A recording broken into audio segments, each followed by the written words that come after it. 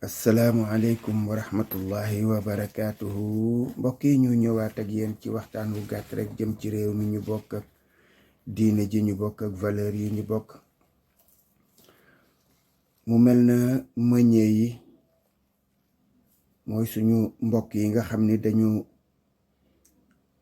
leen waxoon nguur gi ne leen ñu defar farine bi te jaaye ko njëg gi ñu wax. dañoo bañoon ba amoon tuuti béjoo seen digganteeg nguur gi mel na dellu nañu ginnaaw ba yaakaar naa ne li ñu bëgg ci mburu mi dañ ko ci am. teel na nag sax xam naa ne di waxi mburu waxtu wi, ndax paaleen yi mel na bi ma leen tuddee bërki démb ak démb ku xool commentaire yi ñoom rekk nag la seen xol yi dagg ci li ma wax. ma jambal nag laa doon wax ne Fall la sant wala Mbeng wala Gay, waaye loolu laa gis nag. xam naa ne da ngeen di gën a continuer di xuloog man rek, waaye ma comprendre rek ne xam naa ne mburu mi ñu wàññeegul moo leen xawoon a déranger. incha allah daañ ko wàññi ba lay gën a yàgg, bu ko defee ngeen giif tuuti te dal. dégg nga dal leen rek te muñ. incha allah man moom du ba seen problème, mburu mi mooy seen problème.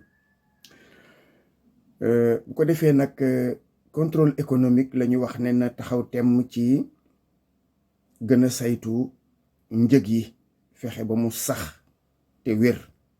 waaye contrôle économique moom itam yàggees na koo joxoñ baaraam. defe naa ne li may wax xam ngeen ko, ndax ñoom ñoo wër di wàcc ci boutique yi di xool njëg yi nga xam ni moom la ñuy jaay ci boutique yi ndax njëg yooyu jaar na yoon. contrôle économique moomu nag ñoom it nit ñi wax nañu ne daan nañu fi dugg ci ay boutique di laaj xaalis borom boutique yi, di leen sëkkatal. kon loolaat lu jaral lijjanti la. li war nag mooy njëg yépp yi nga xam ne moom la ñu homologué, njëg yi nga xam ne lii la nguur gi wax ne moom la, nguur gi da koy bind. du ci bàyyi benn nag. su fekkoon xorom wàññi nañ ko, war nañ ci bind xorom nangam lay jar. taf ko ci biir boutique yi. buñ ko tafee ci biir boutique yi, citoyen yi xam ne lii mooy njëg gi. ku ñu ko jaay te lañ la jaay du dëgg du yoon, nga def ci biir boutique bi ngay taxaw wala ci buntu boutique ba bu la ko borom mayul. filmer ko dugal ko ci TikTok bi wane ne boutique bii li muy jaayee du njëggu normal. réseaux sociaux yi rek la ñu lépp la réglé. demal nga buñ la jaayee njëggu normalul, wax kook ki la jaay ne ko danga may jaay lu normal parce que njëg gaa ngi nii ñu affiché. loolu nag nguur gee ñu ci mën a dimbali. boutique bu ne nga taf fa njëg yi. buñ la jaayee lu jaaduwul nga génn ci buntu boutique bi taxaw daal ne boutique bii de njëg sàngam la ñu waxoon ne moom la ñuy jaayee nangam, jaayewu ko loolu. léegi nguur gi jël ci ay matukaay yu bokk la, xëy na sax contrôle économique, police lañ fay yebal wala gendarmerie ñu lijjanti ko. loolu benn buntu la boo xam ne bii bu ñu war a jaar. nag contrôle économique nag soppi jikko. su fekkee ne lañ leen doon waxal dëgg la, ñu bàyyi nag mbuxum mi dox ci suuf te doxal liggéey bi normal. loolu moo war. deuxième tomb bi ñuy wax mooy Mame Boye Diao ak Souleymane Jules Diop. ne ñooy mën naa am ñu randatu di rongolaasu ba ñëw Pastef. waaw bu ñu ñëwee Pastef yaakaar naa ne ñu bari daañu génn Pastef moom. loolu moom si yo boo ngeen teel ko xam léegi.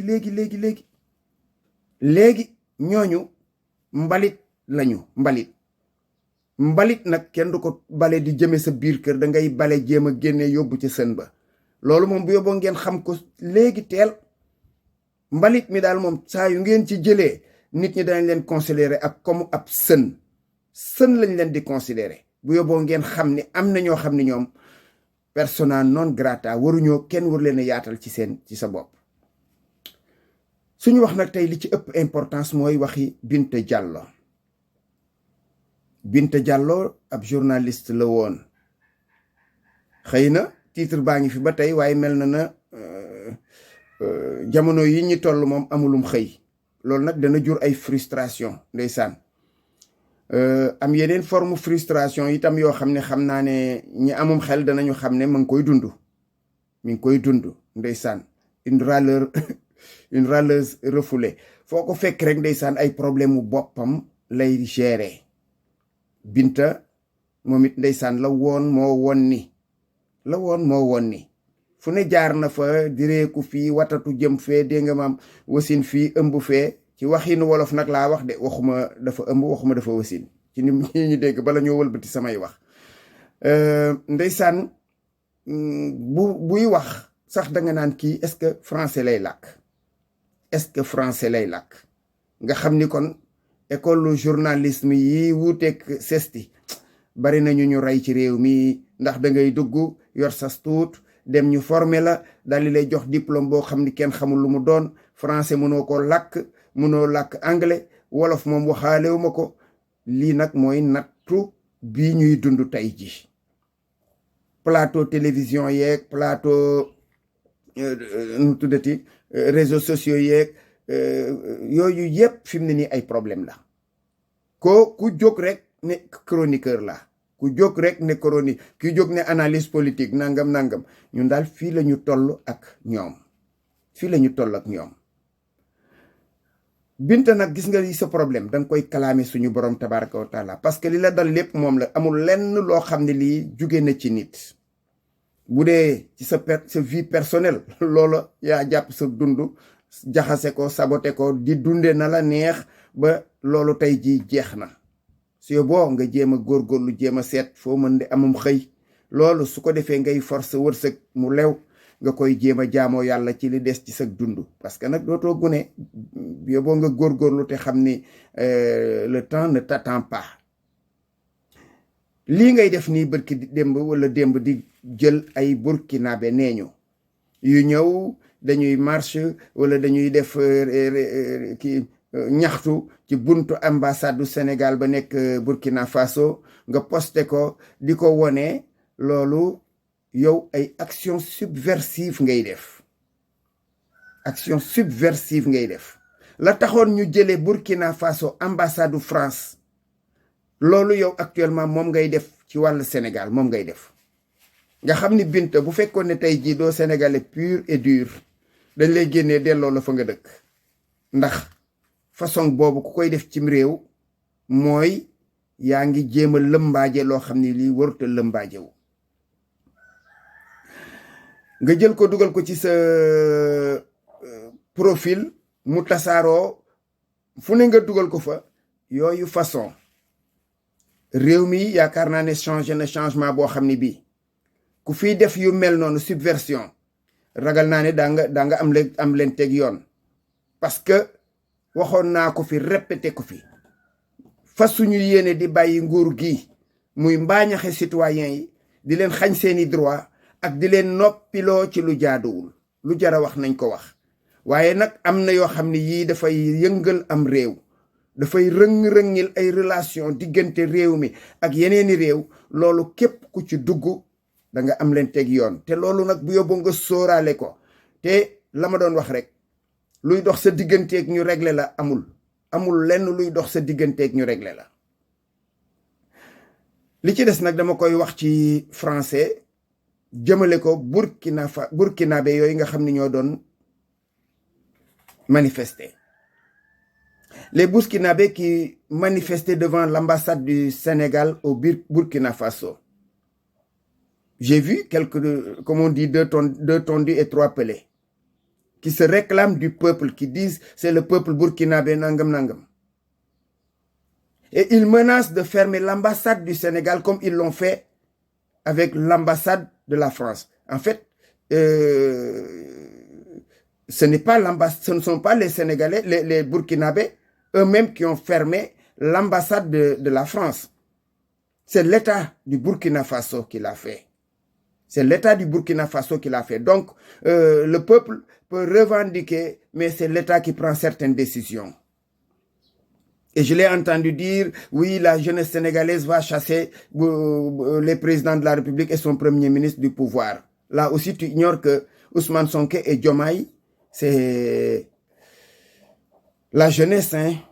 C'est la jeunesse. Et c'est la jeunesse du Sénégal qui a lutté durant des années, durant des mois pour défendre le projet PASTEF. Donc, si tu veux mettre en mal la jeunesse et son président, tu te trompes, tu te fous le doigt dans l'œil. Et moi, je cherchais, lorsque j'ai entendu les Burkinabés parler de problèmes avec Ousmane Sonko ou bien Bachirou Diomaye et le peuple burkinabé ou bien le Burkina Faso, moi, j'ai cherché. Je n'ai rien vu. Je n'ai absolument rien vu qui puisse être à l'origine d'un tel comportement. Si c'est pour le cas de la CEDEAO, moi, je dis que les pays qui l'ont quitté, le Mali, le Niger et le Burkina Faso avaient raison de le faire. Au moment de le faire, ils ont pris la bonne décision. Parce que la CEDEAO aussi jouait un rôle qui n'était pas très clair, qui n'était pas très catholique, comme on dit. Mais Bachir Diomaye Faye, arrivé au pouvoir, ne pouvait se comporter que de cette façon. Lui-même, il a dénoncer des agissements au sein de la CEDEAO et je crois que s'il appelle le Mali, le Niger et le Burkina Faso à rejoindre la CEDEAO, mais c'est parce qu'il sait qu'il peut y avoir dialogue et des propositions qui pourront peut-être changer en bien la CEDEAO. Donc, il ne pouvait parler que de cette façon. Si vraiment vous êtes des cons embrigadés par des ennemis tapis dans l'ombre, c'est ça, c'est vos oignons. Hein? Vous pouvez gesticuler, faire du bruit du matin au soir. Nous savons de quoi il s'agit. Parce que il y a des ennemis du Sénégal qui peuvent payer très cher pour que les gens fassent de la subversion et mettre le Sénégal en mal contre le Burkina Faso. Ça ne va pas passer, Inch'Allah, ça ne va pas passer. Donc, qu'on se le tienne pour dit. Le Sénégal n'a aucun problème avec le Burkina Faso, ni avec l'État du Burkina Faso, ni avec les Burkinabés eux-mêmes. Nous sommes un peuple uni parce que c'est l'Afrique. Et le président Bachir Diomaye Faye a le droit de revendiquer le panafricanisme parce que c'est l'Afrique qui doit être debout dans les années à venir. Alors, c'est quelques mots que je tenais à dire en français pour qu'ils comprennent que cette façon de se comporter n'est pas la bonne et qu'ils reculent avant qu'ils ne fassent du mal là où il n'y avait pas raison de le faire. Assalamu alaikum wa rahmatullahi wa barakatuh.